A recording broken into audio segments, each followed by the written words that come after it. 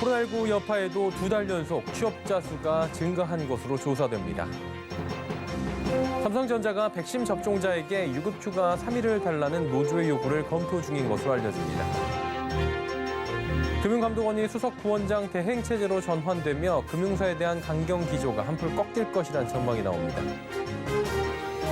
현대자동차그룹의 야심작 제네시스 브랜드가 글로벌 누적 판매 50만 대를 돌파했습니다. 센 경제라이브 시작합니다.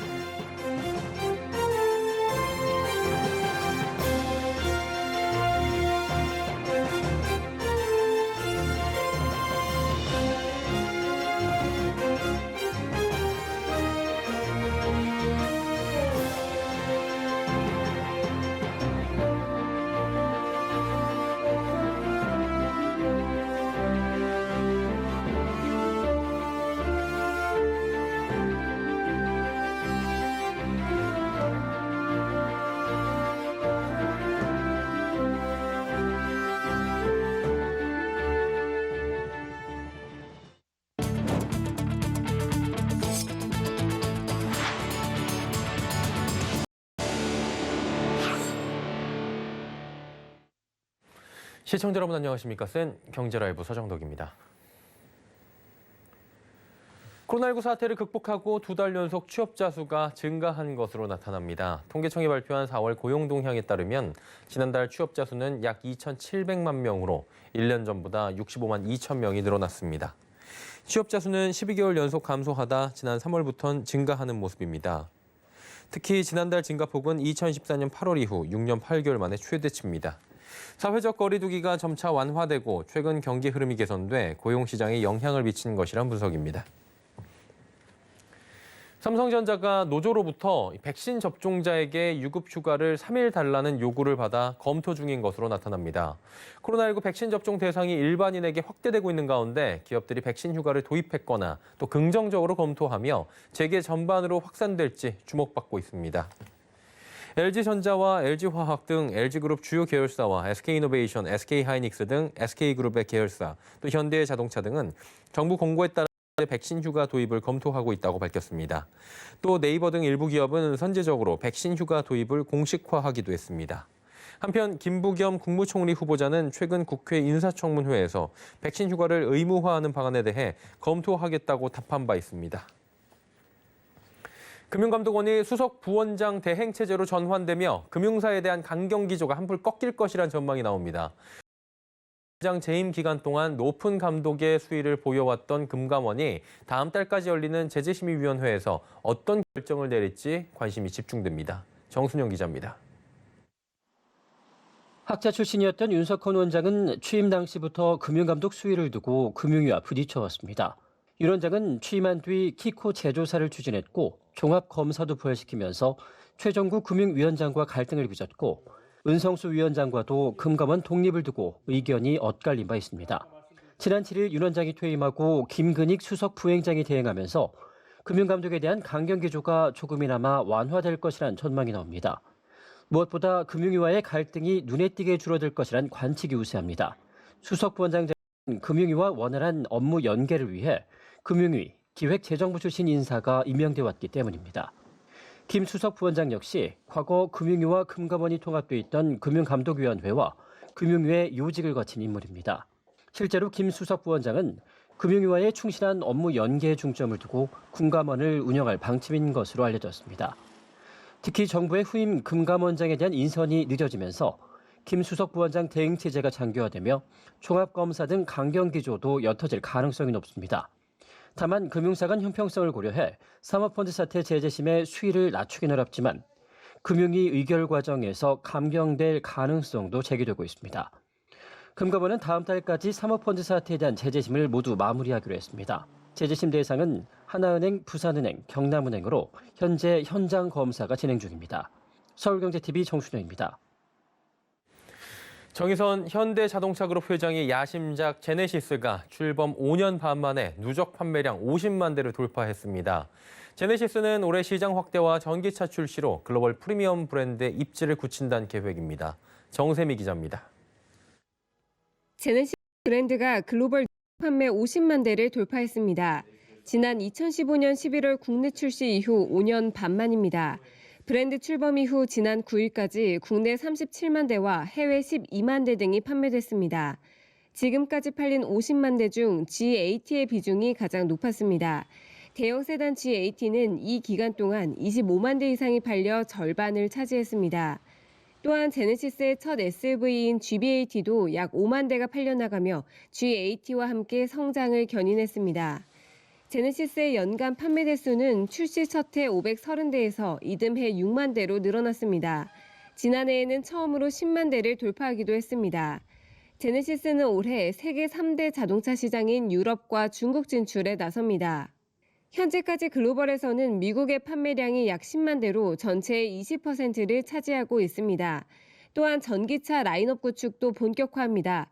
지난달 G80 전기차 모델을 선보인 데 이어 올해 안에는 현대차의 전기차 전용 플랫폼 EGMP를 적용한 제네시스 전기차 코드명 JW를 출시한다는 계획입니다. 서울경제TV 정세미입니다. 계열사 부당 지원 의혹을 받고 있는 박삼구 전 금호 아시아나그룹 회장의 구속 여부가 이르면 오늘 저녁 결정됩니다. 박삼구 전 회장은 오늘 오전 10시 15분쯤 구속영장 심사를 받기 위해 서울중앙지검에 출석했습니다.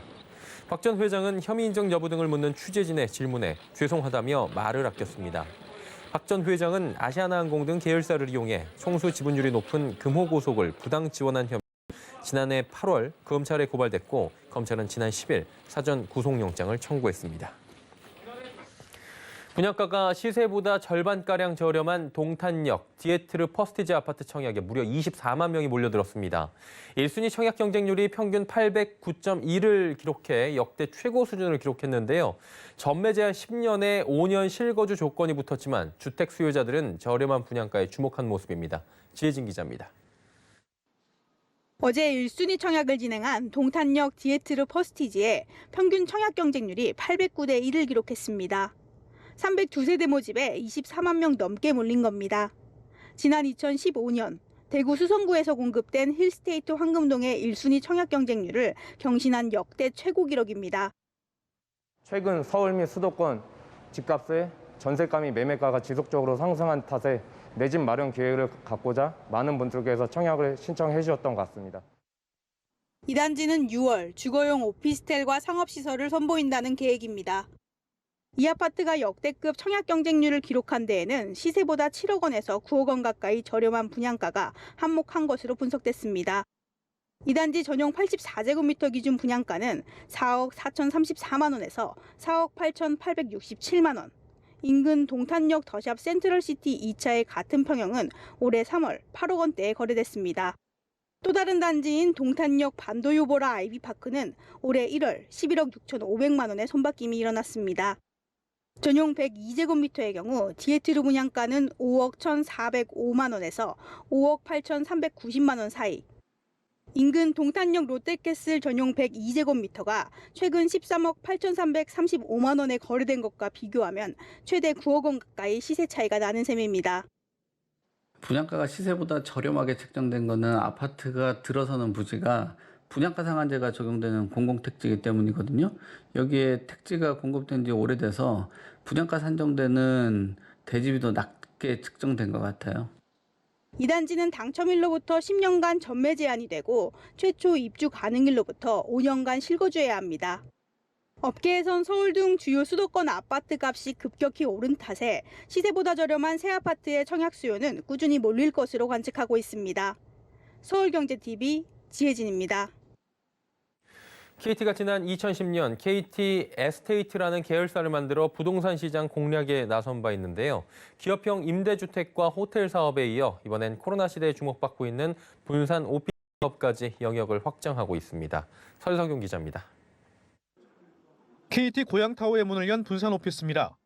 개인 업무를 볼 수 있는 칸막이는 물론 팀 회의를 할 수 있는 회의실도 갖췄습니다.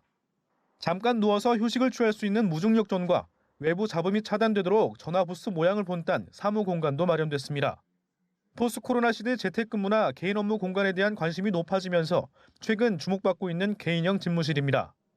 KT 에스테이트가 스타트업 알리콘과 콜라보한 이번 집무실은 KT 본연의 통신사 이미지에 걸맞게 커뮤니티 효율성에 집중해 설계됐습니다. 회사가 즐비한 도심이 아닌 주거 지역 인근에 있다는 게 가장 큰 장점입니다. 코로나 시대 도래로 기존 오피스가 아닌 주거지의 분산 오피스가 많이 필요하게 됐습니다. 에스테이트 같은 경우에 이런 1기 신도시 일산처럼 주거지에 많은 자산을 보유하고 있는데요. 이런 시대의 트렌드에 발맞춰서 이런 사업자 집무실과 집 근처 오피스인 집무실과 협업을 하게 되었습니다. KT그룹은 2010년 KT 에스테이트를 설립하고 서울과 부산 등 기업형 임대주택 4곳을 오픈하는 등 부동산 시장에 본격 뛰어들었습니다. 이후 옛 KT 전화국 부지에 고급 호텔을 건설하는 등 사업 영역을 확장했고 오는 9월엔 프랑스 아르코 계열의 럭셔리 브랜드인 송파 소피텔이 선보일 준비를 하고 있습니다. 임대주택과 호텔에 이어 분산 오피스 사업까지 진출한 KT 에스테이트는 도시 지역이 아닌 휴가지에서도 업무를 할 수 있는 워케이션 집무실로의 사업 확장도 구상하고 있습니다. 서울경제TV 설소경입니다. 코로나19로 영화관의 발길이 뚝 끊긴 지 벌써 1년이 넘었습니다. 어려운 상황인데 정부 지원을 받지 못하고 있는 극장업계, 이제 한계라며 지원을 호소하고 나섰습니다. 문다희 기자입니다. 코로나19 사태로 극장가는 지난해 악몽과 같은 한 해를 보냈습니다. 지난해 영화관을 찾은 관람객 수는 전년 대비 74%나 줄었습니다. 전국 데이터 집계 이래 최저 기록입니다. 눈으로 본 현장은 숫자로 느껴지는 것보다도 썰렁합니다. 이곳은 정상 영업 중인 영화관이지만 관람객을 찾아보기 어렵습니다. 코로나19로 이런 상황이 1년 넘게 지속되고 있지만 앞으로도 나아지기를 기대하기 어려운 게 더 문제입니다. 끝이 보이지 않는 코로나 상황에 한국상영경협회와 멀티플렉스 4사는 오늘 공동으로 기자회견을 열고 정부 지원을 호소하고 나섰습니다. 이들은 영화 산업이 모든 산업을 통틀어 보더라도 손꼽히는 피해 업종인데 코로나 이후 각종 재난 지원에서 철저히 소외돼 왔다고 목소리를 높였습니다. 코로나 확산 방지를 위해 정부 지침에 철저히 방역 수칙을 준수했음에도 불구하고 각종 지원에서 대기업이 속한다는 단호 이유 하나만으로 배제되어 왔습니다. 영화산업과 극장을 방치한다면 스크린 쿼타로 지켜낸 한국 영화 시장은 외래 거대 자본으로 잠식당할지도 모를 일입니다. 현재까지 극장들이 받은 혜택은 방역비 일부 지원에 그쳤고 직접 지원 예산은 전무한 상황. 정부가 영화산업지원금이라는 이름으로 올해 약 70억 원 규모의 지원책을 만들었지만 이마저도 작년 영화발전기금을 완납하는 조건을 붙였습니다. 게다가 이 재원의 출처는 정부 예산이 아닌 영화 티켓값의 3%를 모아 조성한 영화발전기금. 영화계가 모은 돈을 정작 극장가 구제에는 쓰이지 못하고 있는 겁니다. 영화관들은 임대 감면이나 아무런 세제 혜택도 받지 못한 상황에 터무니없는 지원책이라며 올해 영화발전기금을 면제해달라고 호소했습니다. 여기에 영화 개봉을 독려할 수 있는 개봉지원금과 극장 금융지원을 촉구했으며 매출의 20%에 달하는 음식물 판매가 가능토록 단계별 음식물 취식 완화를 요구했습니다. 서울경제TV 문다입니다. 휴림 로봇의 스마트 서비스 로봇 태미가 SK텔레콤의 인공지능 서비스 누구를 탑재했습니다. 인공지능 누구를 품은 태미의 활용도가 더욱 늘어날 전망인데요. 서청석 기자입니다. 휴림 로봇은 SK텔레콤과 누구 SDK 라이센스 계약을 체결하고 로봇 태미의 인공지능 누구를 탑재했습니다. 이번 프로젝트는 약 1년여간 이어진 두 회사의 기술 지원과 전략 제휴의 결실로 로봇이라는 하드웨어와 누구라는 소프트웨어가 만나 태미와 누구 모두 활용 범위를 넓혔다는 의미가 큽니다. 그러니까 인공지능에 있어서 로봇은 굉장히 중요한 터치포인트이고 아마 이제는 1인 한 가정에 한 로봇이 되는 시대가 곧 올 거라고 생각합니다. 그런 점에 있어서 태미와 누구의 결합은 누구에 있어서도 굉장히 중요한 그 터치포인트의 확장이고 SKT는 누구의 태미 탑재를 계기로 더 많은 종류의 로봇과 하드웨어에 결합해 다양한 현장에서 활용할 수 있는 가능성을 입증한 겁니다. 휴림 로봇은 타사 제품보다 상대적으로 저렴한 태미에 누구까지 탑재되면서 개인은 물론 기업 고객까지 만족할 수 있도록 제품의 활용도가 한층 넓어졌다고 강조했습니다. 근본 SKT 누구 휴림 로봇 태미 사업 계약을 통해서 단계적으로는 일반 고객들도 태미를 누구하고 함께 사용할 수 있지만 기업 고객 입장에서도 저렴한 그 예산으로 로봇을 사용할 수 있다라고 하는 부분이 의미가 있겠고요. 누구 기반의 B2B 표준 콘텐츠를 사용해 기업이 필요에 맞게 플랫폼을 수정할 수 있어 기업의 로비, 라운지, 전시 체험관이나 박물관에서 태미가 자율주행을 하며 음성정보 제공, 상품 소개 위치 안내 등을 할 수 있습니다. 휴림 로봇은 더 똑똑해진 태미를 활용해 B2C를 넘어 B2B 사업 확장을 본격화한다는 계획입니다. 서울경제TV 서청석입니다. 화석 연료로 전기를 만드는 시대가 빠르게 저물고 있죠. 기후변화를 막기 위한 탄소 중립 실현, 이제 기업들이 거스를 수 없는 시대의 흐름이 됐습니다. 시멘트 업계 1위인 쌍용시는 최근 사명까지 변경하며 탈석탄을 실현하는 종합환경기업으로의 변신에 나섰다고 하는데요. 강원순 기자가 원용교 쌍용CN이 동해 공장장을 만나 구체적 탈석탄 플랜을 들어봤습니다.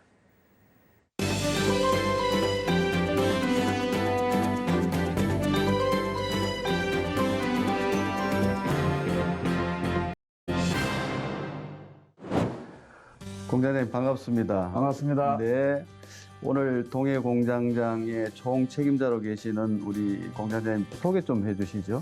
네. 예, 저는 쌍용 CN이 공장장 원용교라고 합니다. 네, 반갑습니다. 네. 지난 1962년부터 약 60년 동안 유지했던 사명이 쌍용양회였잖아요. 네. 그러다가 얼마 전에 이제 CI를 쌍용 CN2로 바뀌었는데 그 변경에 대한 뭐 나선 이유가 특별히 있습니까? 예. 국내 시멘트 그 시장은 그 전방 산업인 그 건설 경기 침체와 정부의 부동산 정책 등의 여파 때문에 수요가 지속적으로 감소하고 있었습니다. 여기에다가 유연탄 등 그 원자재 그 가격들이 상승하면서 그리고 환경에 대한 각종 규제까지 가중되면서 경영 환경이 상당히 어려워지고 있는 실정이었습니다. 이에 이렇게 하루 다르게 급변하는 경영 환경을 이렇게 타개하고자 많은 고민 끝에 종합 환경 기업으로 거듭나기 위해서 쌍용 CN이라는 이름으로 새롭게 출발하게 되었습니다. 예, 그렇군요. 그러면 쌍용 CNE는 친환경 사업 비중을 앞으로 4년 이내에 50% 수준까지 높이겠다라고 하는 목표를 밝혀주셨는데요. 시멘트 산업은 환경이 안 좋다는 인식이 지배적으로 팽배해 있습니다. 이런 친환경 사업을 어떤 친환경 사업을 전개할 계획인가요? 시멘트는 제조 설비 과정에서 그 2000도씨 이상의 고온의 온도로 만들어집니다. 그렇기 때문에 그 어떠한 그 가연성 물질을 태우더라도 유해 물질이 완벽하게 그리고 완전하게 처리가 될 수 있다는 것이 장점입니다. 그래서 석탄 대신에 합성 수지를 떼게 되면은 그 온실 가스라든가 이런 것들을 줄일 수 있는 그 기회가 됩니다. 저희들은 이러한 거를 확대를 통해서 그 석탄 사용량의 제로, 즉 탈석탄을 달성할 수 있다고 보고 정부에서 하고 있는 2050 탄소 중립 실현에 저희 시멘트 공장이 앞장설 수 있다는 희망을 가지고 있습니다. 그러면 시멘트 업계 최초로 ESG 경영을 하겠다, 이렇게 도입하겠다. 그리고 그린 2030이라고 하는 비전도 선포를 했고, 그리고 2030년까지 탈석탄을 선언하셨습니다. 탈석탄 목표 달성을 위해서 어떤 프로젝트를 계획하고 계시고, 또 동해 공장에서의 탈석탄 실현을 위한 구체적인 계획이 있는 말씀을 부탁드립니다. 예. 유연탄 대신 폐플라스틱이나 폐타이어 등 가연성 폐기물을 전량 대체해서 탈석탄을 추진하는 것이 기본 목표이며 그 폐합성 수지는 석유에서 추출한 원료를 사용하기 때문에 동일한 열량, 그보다 더 높은 열량을 가지고 있기 때문에 기술적으로 가능하다 하는 측면이고, 동해 공장은 약 2년에 걸쳐 1,000억 원의 투자를 시행을 했습니다. 그리고 그래서 19년도에 22%, 그 콜의 22%를 대체를 하였고 올해는 45% 대체를 목표로 하고 있으며 2030년까지 콜 제로를 목표로 저희 공장에서 추진하고 있다라고 이렇게 보시면 되겠습니다. 네, 고맙습니다. 그러면 탈석탄은 가연성 폐기물을 대체함으로 가능하다는 의미잖아요. 네. 탈석탄과 더불어서 추가적으로 친환경 발전 사업을 확대한다고 제가 알고 있습니다. 이에 대한 설명과 함께 정부의 2050 탄소 중립 선언에 기여하기 위한 동해 공장에 추가적인 노력이 있다면 설명을 부탁드리겠습니다. 그 채광이 종료된 광산이 있습니다. 그 광산에다가 그 풍력 발전이라든가 태양 등을 그 사업을 전개를 하겠다는 얘기입니다. 그리고 순환 연료를 그 확대를 해서 결국은 석탄 제로화를 통해서 그 2050 탄소 중립 실현에 앞장서겠다는 내용입니다. 네, 그렇군요. 공장장님으로 재직하면서 많은 지역 사업의 그 민간인들하고 이제 접촉도 하시고 할 텐데 앞으로 동해 공장 운영 방침에 대해서 뭐 간략하게 설명을 좀 부탁드릴까요? 예, 그 2, 3년 전에 그 순환자원 사용과 관련해서 지역 주민과 극심한 갈등을 겪은 바가 있습니다. 다행히 작년 8월 15일 날 상생협의체 발족으로 상생의 길로 함께 나가고 있습니다. 이 과정에서 지역 주민들과 오해와 불신을 해소한다는 것이 굉장히 중요하다는 교훈을 얻었습니다. 그래서 올해는 우리 회사가 ESG 경영을 도입하는 첫 해로서 공장에서도 환경 문제를 해결을 하지 않고서는 공장을 가동할 수 없다는 배수의 진을 치고 철저한 환경 관리를 통해 환경 민원 제로에 모든 노력을 경주할 예정입니다. 끝으로 하시고 싶은 말씀이 좀 계실 것 같은데요. 뭐 간략하게 좀 말씀을 부탁드리겠습니다. 예. 저는 그 시멘트가 우리나라의 역사다라는 생각을 늘 가지고 있습니다. 시멘트 산업은 그 6.25가 끝나고 종전 이후에 경제 부흥과 경제 재건의 중추적인 역할을 담당하지 않았느냐 그런 생각이 들고요.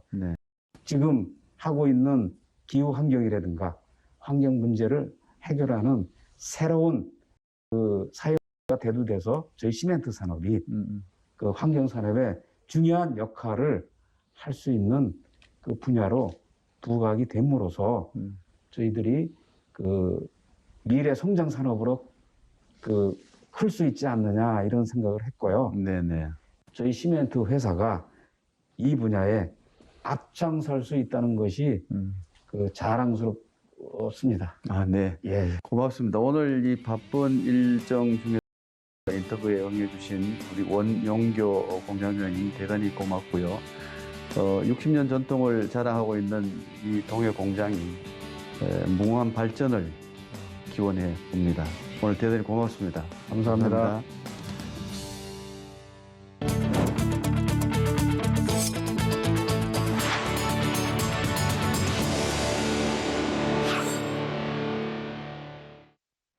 센 경제 라이브 마칩니다. 함께해 주신 여러분 고맙습니다.